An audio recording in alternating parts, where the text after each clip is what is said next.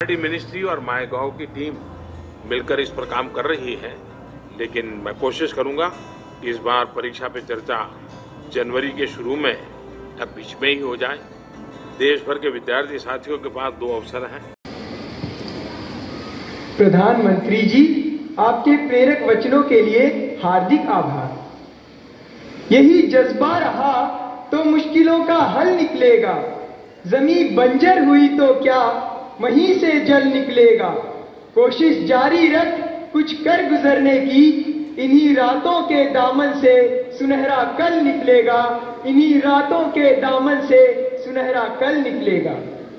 प्रधानमंत्री जी, आपका प्रेरक एवं ज्ञानवर्धक उद्बोधन हमें सदैव सकारात्मक ऊर्जा और विश्वास से भर देता है।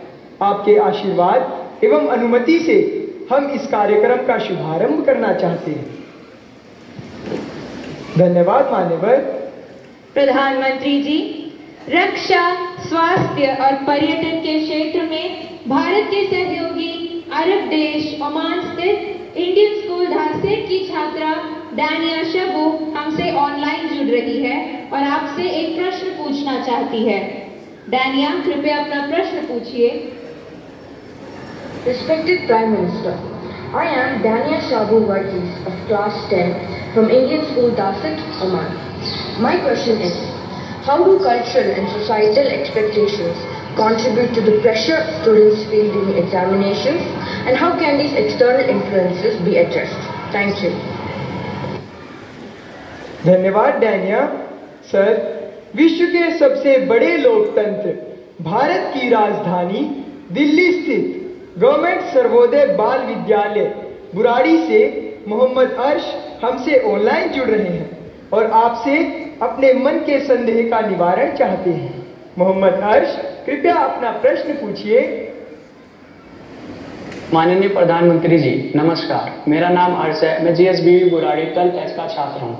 मेरा आपसे प्रश्न ये है कि हम अपने परिवेश में परीक्षाओं को लेकर नकारात्मक चर्चाओं को कैसे संबोधित कर सकते हैं, जो हमारी पढ़ाई और अच्छा प्रदर्शन करने की क्षमता को महत्वपूर्ण रूप से प्रभावित करती है। क्या छात्रों के लिए अधिक सकारात्मक और सहायक वातावरण बनाने के लिए कदम उठाए जा सकते हैं? धन्यवाद। Thank you Mohammad. ओमान से डानिया शबू और दिल्ली से मोहम्मद अर्श तथा हमारे जैसे अनेक विद्यार्थी समाज और आसपास के लोगों की एक्सपेक्टेशंस के प्रेशर को हैंडल नहीं कर पाते। कृपया उनका मार्गदर्शन करें।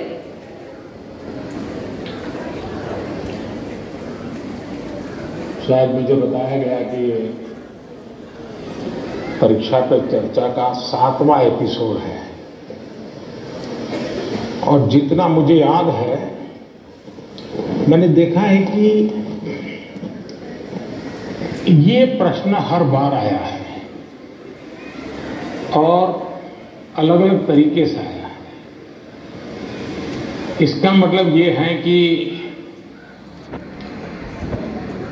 7 साल में 7 अलग अलग बैचेज इस परिस्थितियों से गुजरी है और हर नई बैच को भी इन्हीं समस्याओं का सामना करना पड़ रहा है।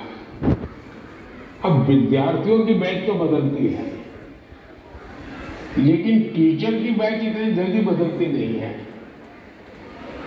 अगर टीचर्स ने इन अब तक जितने मेरे एपिसोड हुए हैं उसमें मैंने इन बातों का जो वर्णन किया है, अगर उसका कुछ न कुछ उन्होंने अपने स्कूल में एड्रेस किया हो तो शायद हम इस समस्या को धीरे धीरे कम कर सकते हैं।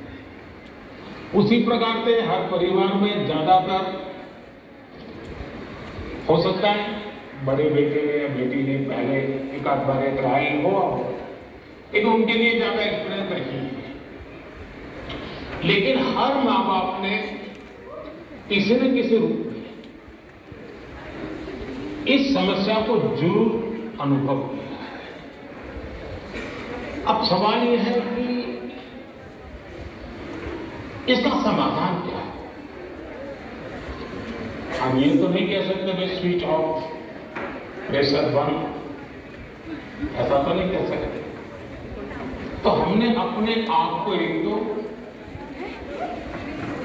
किसी भी प्रकार के प्रेशर को झेलने के लिए सामर्थ्यवान बनाना चाहिए।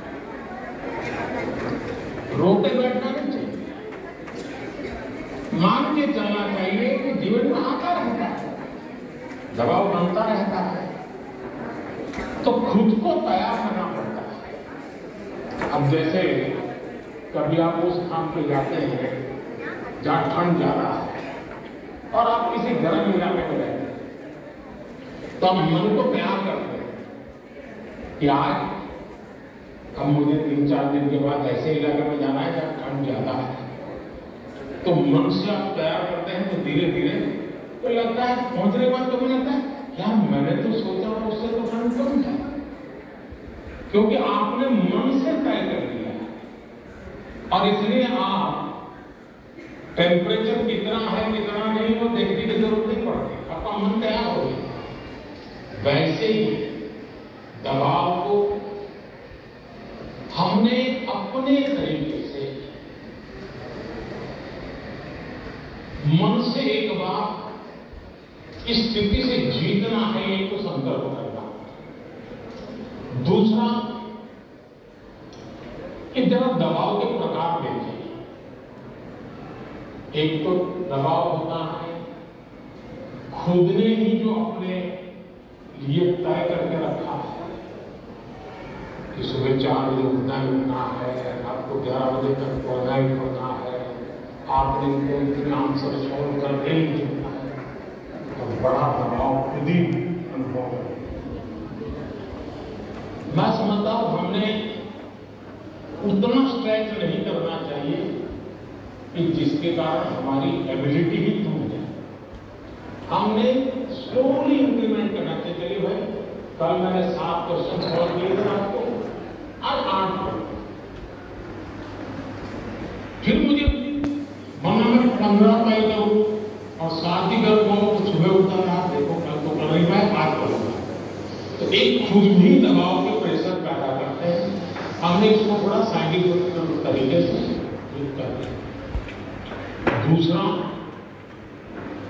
माँ बाप प्रेशर पैदा करते हैं, ये क्यों नहीं किया, वो क्यों नहीं किया, क्यों सोता रहा, चलो जल्दी उठते रहो, पता नहीं एग्जाम है।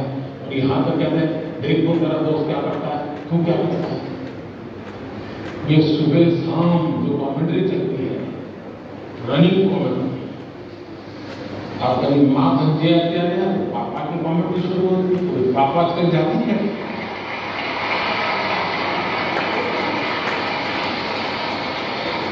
तो बड़े भाई की कमेंट्री शुरू हो जाती है, और वो अगर कम पढ़ता है स्कूल में टीचर की, फिर या तो कुछ लोग ऐसा उनको जो करना कर लो, मैं अपना ऐसे कुछ लोग ऐसा सिंस कर लेते हैं। लेकिन ये दबाव का दूसरा होता है। तीसरा ऐसा भी होता है कि जिसमें कारण कुछ नहीं, समझ का अभाव, और बिना कारण उसको संकट मान देते हैं।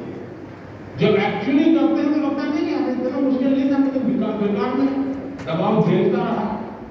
तो मुझे लगता है कि एक तो इनको पूरे परिवार ने, टीचर ने, सबने मिलकर के एडजस्ट करना। सिर्फ स्टूडेंट एडजस्ट कर लेगा, सिर्फ पेरेंट्स एडजस्ट कर लेंगे, इतने से बात बनती नहीं। और मैं मानता हूं कि ये लगातार परिवारों में भी बातचीत होती रहनी चाहिए।